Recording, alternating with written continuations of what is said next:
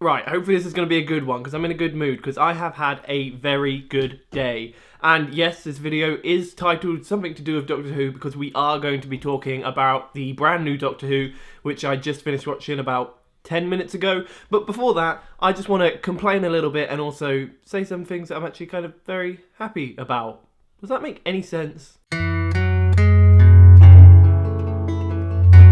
So last night was Saturday. I'm recording this on Sunday, so the day you're watching it. This isn't a pre-recorded one like they have been for the last couple of weeks. And last night we went out and it was a really, really good night. It was for Kira's kind of leaving do because she's leaving Leicester where I live and she's going to London, then she's going travelling, so it's kind of a last big night out and it was a really good evening. See attached video. Take me home to the place I belong, West Virginia. That's mama. Take me home, country road. So the actual problem comes, and why I'm complaining is because we got home at probably about 5:30 in the morning. So I was absolutely shattered. Then my parents were coming today, and I had a really, really good day with them. It was really nice. We went to Bradgate Park, which is a beautiful place here in Leicester. I'm sure you're looking at footage of it right now, so you can see exactly what I mean. But the problem is they came at about 11:45. I was expecting them at 11, and I did a load of cleaning beforehand in the house. So I probably got 3 hours sleep.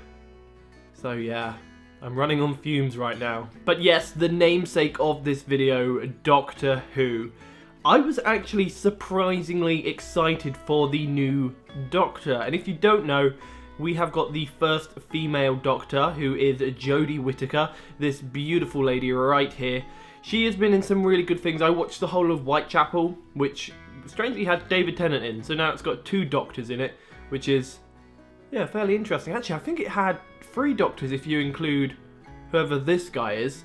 I don't know his name. He was Felch in Harry Potter, right? So yeah, apparently Whitechapel is just where like retired doctors go, apart from Jodie. Now I'm gonna just come right out and say it. I think it was bloody good. Like a really good, solid start episode. Opening episode, you know what I mean? I know some people have a problem with the Doctor being a female. I have no problem with that at all. I'm more interested in the character and what a specific actor can bring to it. And I think Jodie Whittaker's, she's pretty damn perfect for the Doctor. She's kind of actually maybe already reminding me a little bit of Tennant with a cross of Matt Smith. So they're like my 2 favourite Doctors, which, yeah, that's quite the compliment. I think one of the things that stood out to me the most from this new series of Doctor Who is just, I think it's the production quality, whether they got more money or what, or it's just the change of the directors and the staff.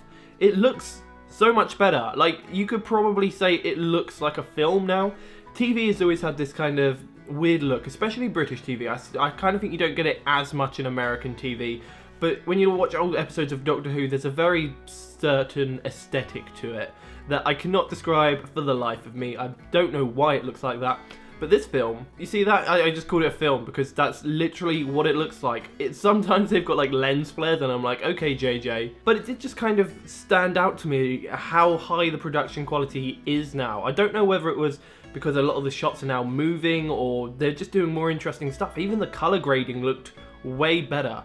It just looks great. The CGI is also really good. I'm not entirely sure, but I'm also kind of feeling they've matured it ever so slightly. I did notice in today's first episode, which, what's it called? The Woman Who Fell to Earth or something like that. They kind of have some kind of dark themes, actually. It's some almost adult content. I know there's definitely some jokes in there which are sexual with Bradley Cooper and, I'm sorry, I have no idea what her name is. But yeah, that was an interesting moment. Like, you don't normally see that in like Doctor Who. Can't keep his hands off me, love. Behave yourself. Never. But I think more interestingly to that point was the actual enemy of this episode, the bad guy, the big bad guy. He was like, you can tell they're going for scary again. And if they carry that on through the series, that's great. This guy, and I'm going to give spoilers now. Sorry about that. Hopefully you've seen the episode. Don't be watching this if you haven't seen the episode. This guy is a hunter from an alien world who murders people by burning off their faces, rips out their teeth, and then puts the teeth in his face as a trophy. That is probably one of the darkest Doctor Who villains I've ever heard. That's nuts. And I actually really kinda like it.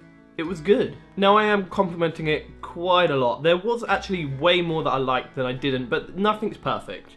And I think maybe in a couple of places the script was a little iffy. I'm not a writer. I tried to be, but I'm not. So I'm not going to comment too much on that. And I don't know whether they were trying to be too clever and it kind of threw me off, or if I just wasn't expecting it.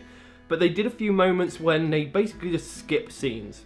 And they assume the audience is smart enough to understand. And yes, for the most part, an audience is. Some people get no, but kind of when I went into it, I was expecting like dumbed down kids TV like most of the other Doctor Who's have been. Oh god, people aren't going to like me for saying that. But there was actually some more interesting techniques being used in the actual filmmaking, which was interesting. There was a whole section where they just completely skipped it out and then referred back to it as dialogue. Now, I don't know if I necessarily like that or if I'd have rather have seen what actually happened. But to be fair, at the time it threw me off. I was like, hang on, did we just miss something? I felt like the TV skipped or something. But then they obviously do bring it back in dialogue. It kind of threw me back for a second, and I don't hate it. I'm not sure I love it either. I'm kind of in the middle. I'm also not sure on the new theme. Not too keen on that. It's weird. It literally sounds like somebody's blowing into the top of bottles. Do you know when it makes that weird whistling noise?